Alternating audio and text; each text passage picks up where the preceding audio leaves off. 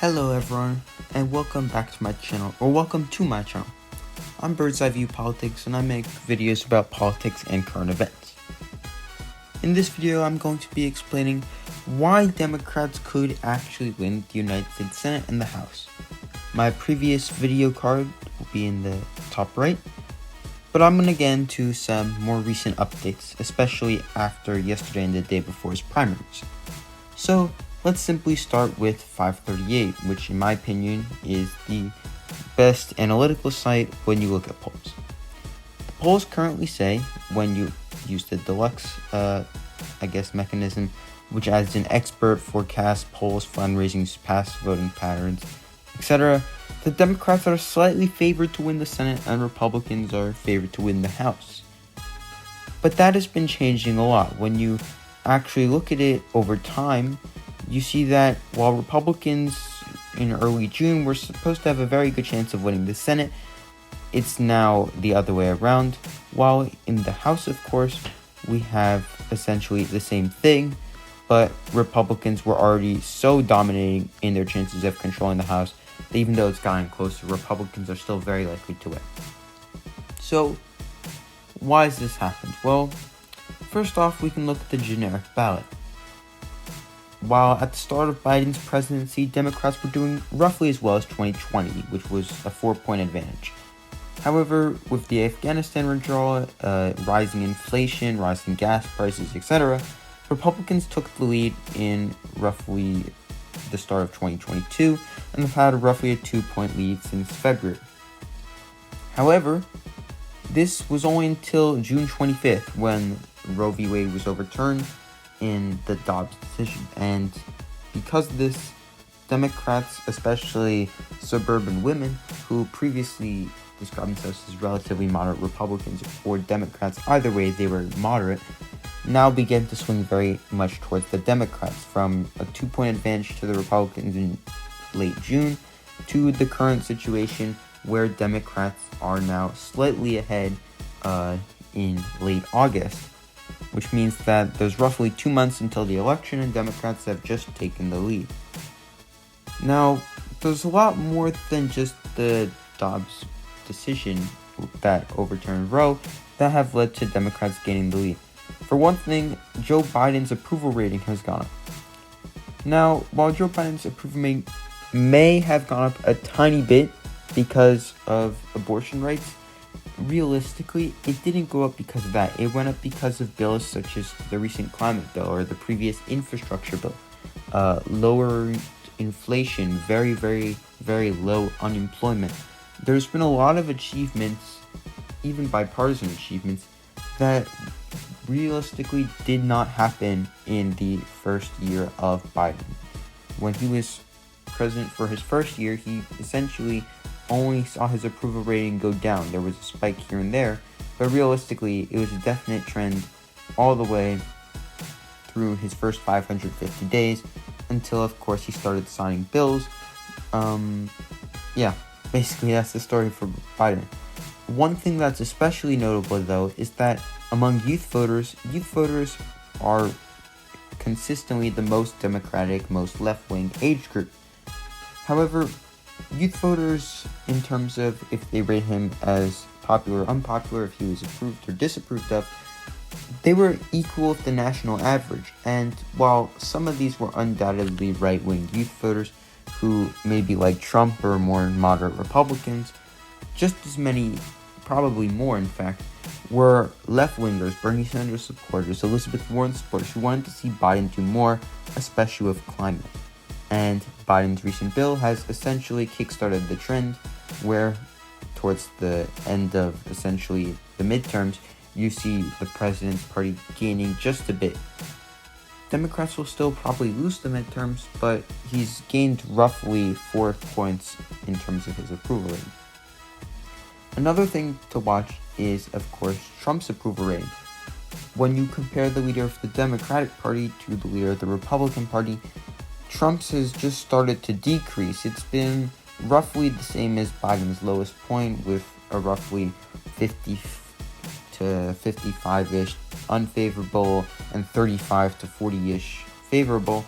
but he was starting to gain ground. It looks like while he may have been fading in terms of his influence over the Republican Party, it also meant Republicans were more favorable towards him because it looked like he wouldn't have such a hold over the party. But then, of course, the FBI raid of Mar-a-Lago changed all that, and Trump's approval rating has gone down, even as his approval rating among Republicans has gone up. Additionally, we had some recent primaries. I'm going to start in Kansas because I think it's probably the most important. The Kansas referendum on if there was a constitutional right to an abortion was essentially the first test of is Roe v. Wade popular and should abortion rights still be around. And Kansas, an overwhelmingly red state, was predicted to vote yes. Many analysts, even those who were left-wing on at least the abortion issue, if not left-wing on every issue, were saying, yeah, no will probably lose, but if no comes close, it will be seen as a victory. But no destroyed yes. Abortion rights were protected by a margin of 59 to 41. It was an absolute wipeout. And that was just the start. We just got news out of course, Alaska and New York, where in Alaska, Lisa Murkowski looks almost determined, and it's basically guaranteed that Murkowski wins her seat.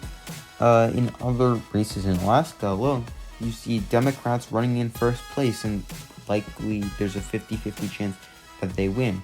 In the governor's race in Alaska, you'll have a pro-abortion rights independent, or a Democrat who's also, of course, pro-abortion, or even a pro-abortion rights Republican as the governor, very likely. It's not guaranteed, but it's very likely. If you just look at New York recently, Democrats are doing well there as well. There was 2 recent special elections in the 19th district and the 23rd district, and while Democrats only won 1, Democrats would have previously won 0.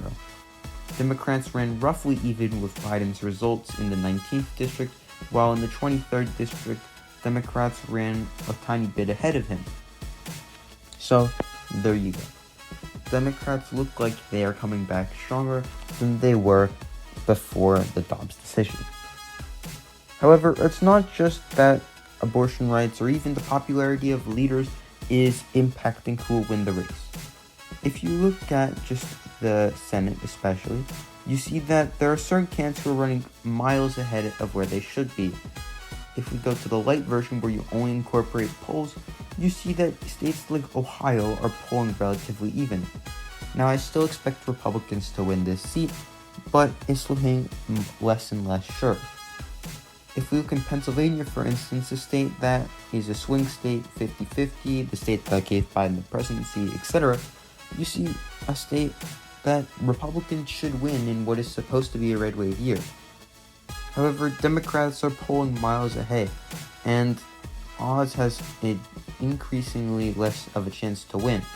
It's literally just been a steady increase for Fetterman over time. He hasn't really lost any ground, he's only gained. Now, why is that? Well, one of the biggest reasons is the primaries, of course. If you look at the Democratic primary for Senate, there was supposed to be, at the start of the race, 3 major candidates. And this is my home state. So I can tell you right now, Fetterman was always expected to do well in the rural areas, the union areas, the coal mines, etc. Lamb was expected to do relatively well among the suburbanites, and Kenyatta among minorities and urbanites. However, Kenyatta probably overperformed what his expectations were, but Fetterman won every single county. It was a wipeout, so the Democratic Party was immediately united behind Fetterman, who was roughly, ideologically at least, between centrist Lamb and left-wing Kenyatta, in terms of how much he would support Democratic agenda. In the meantime, in the Republican primary, you had essentially a 3-way race. You had far-right Barnett, who, of course, was even more Trump-aligned than Oz.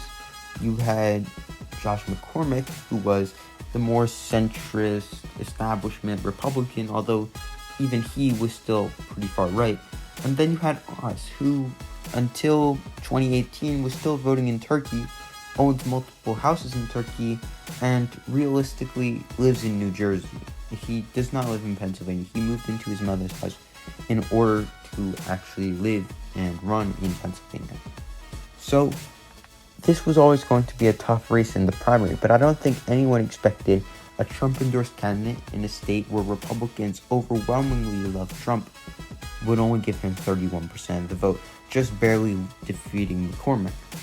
So not only was the Republican primary divided, but now at least a third of voters, the McCormick voters, as well as some of the more moderate Republicans in the race like Jeff Bartos, those voters now split roughly evenly towards Fetterman or towards Oz, because Oz and McCormick had been fighting so much that they no longer believed Oz was a respectable candidate. And it's the same story in other states. In states like Arizona, you had far-right people who described themselves as oath keepers when the Republican Secretary of State nomination.